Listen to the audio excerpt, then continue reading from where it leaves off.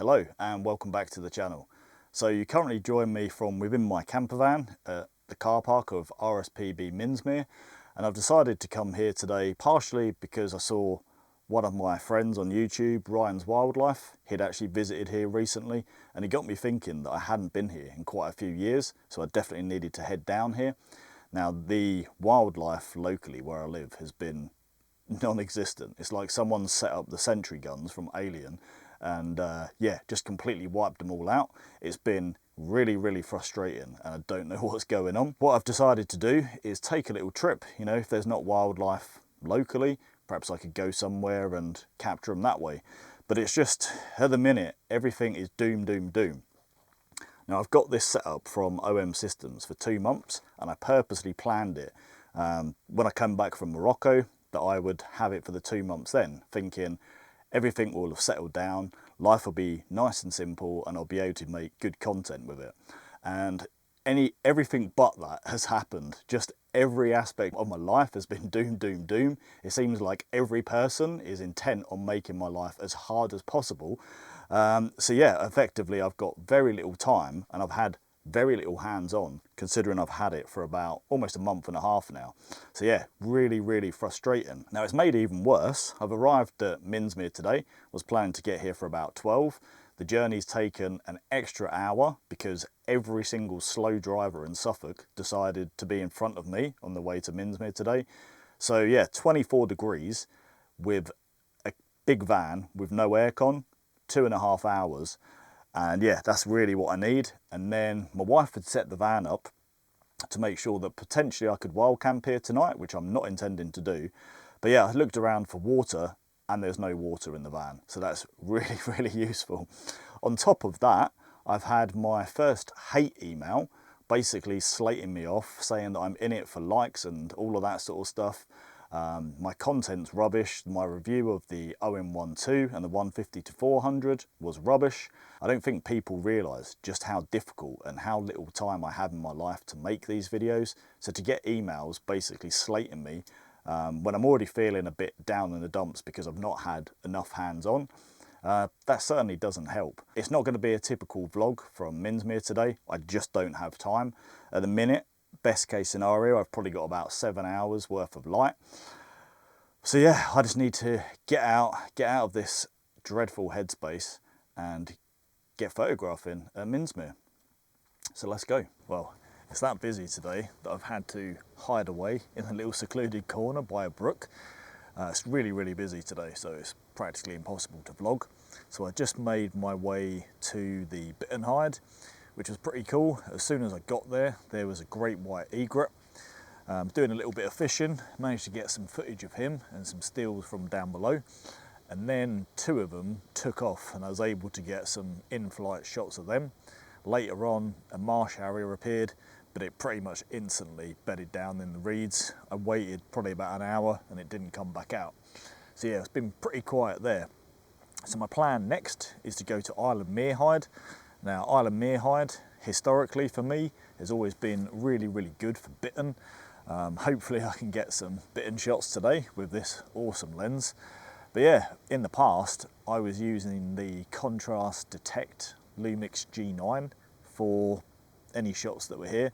And I really struggled with the birds in flight, even the big birds like bitterns. It was really hard to get them in focus. So far, this makes things an absolute cinch. So yeah, Isle of Meerhyde for probably an hour or 2, and then perhaps I'll explore the rest of the reserve and then find a spot for the golden hour. But yeah, like I said, really busy, really hard to vlog. I'll just have to make the best of it as I can. I spent a good couple of hours in Isle of Meerhyde, and apart from a few great white egret flypasts, the main subjects were cormorants. So they were the most entertaining subject that I had the entire time that I was there. Managed to get a few video clips with the OM-1II, just watching them squabbling on their little posts as they were drying out. But yeah, 19 flypasts a couple of days prior to me going, and apparently only 1 on the day that I turned up. figures. So I've just decided to take a break at a little picnic area, just with amazing views of Minsmere. And yeah, I left Island Meerhide, which is it was a bit disappointing. I got many sightings of great white egrets, but considering on Friday there were 19 bittern flights around Island Meerhide, and today there was 1. So yeah, it's just a mixture of the windy weather, which is always an occurrence on my days off, and whenever I go out into nature. And yeah, what's really particularly annoying is the lighting in all the shots was a lot harsher than I wanted. As I've left Island Meerhide, we've now got soft, diffused lighting from the clouds, which have just randomly appeared behind me. So yeah, just how I am at the minute, this negative space is just creeping closer and closer and really annoying me. I've kind of given up for today, if I'm completely honest. But yes, just with regards to the OM-1II and this lens, it's been nothing but awesome the whole time I've been here, picking up subjects reliably. The only time it kind of missed focus, there was a situation where a great white egret was flying and it was extremely backlit. It kind of lost the focus on those backlit shots. But other than that, occasional, when you're in a scrappy area, the autofocus can occasionally latch onto like a near branch or twig instead of the subject, but that's pretty much every mirrorless camera does that. And yeah, other than that, it's the only real thing that I found annoying is that with my Lumix G9 II, you can assign pretty much any button to do anything you want.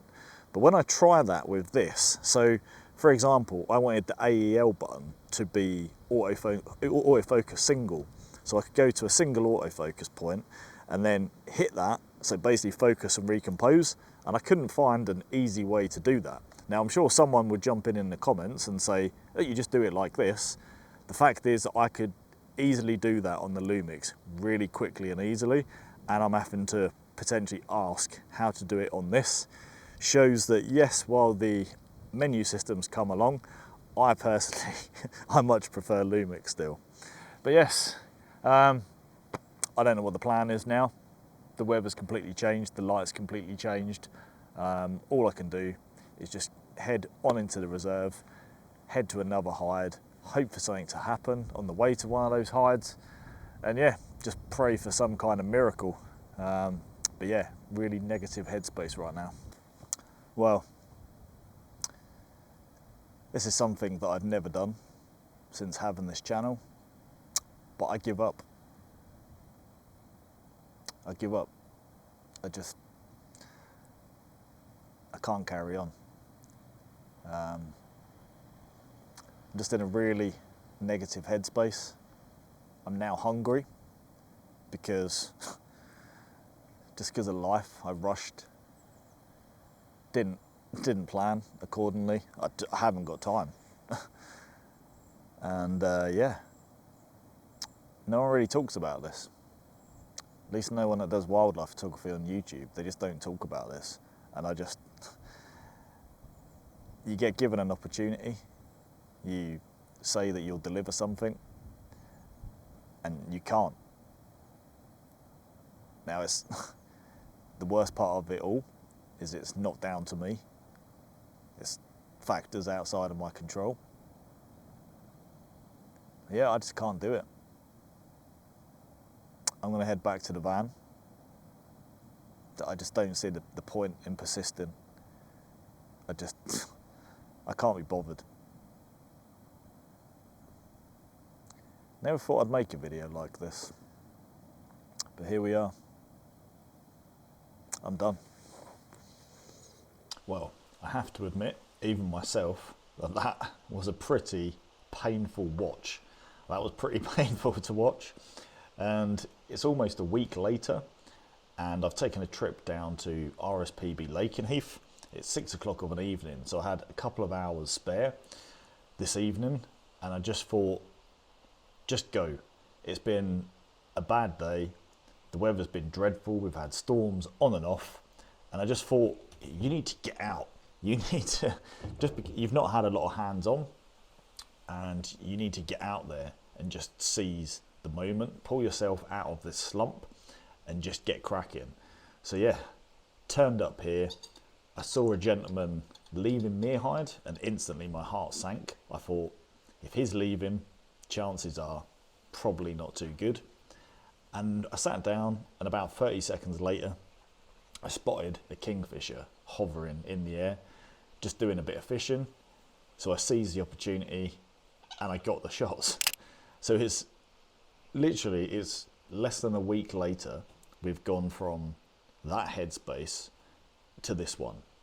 And that is wildlife photography. That is why you can't beat yourself up too much. I mean, there are many factors that contributed to my headspace just earlier on in the video. I think what it was I've been enjoying using this setup so much, but I do feel like I haven't been able to, I mean, considering the length of the loan, the length of time that I had this for, I just couldn't foresee so many obstacles getting in the way of me making content.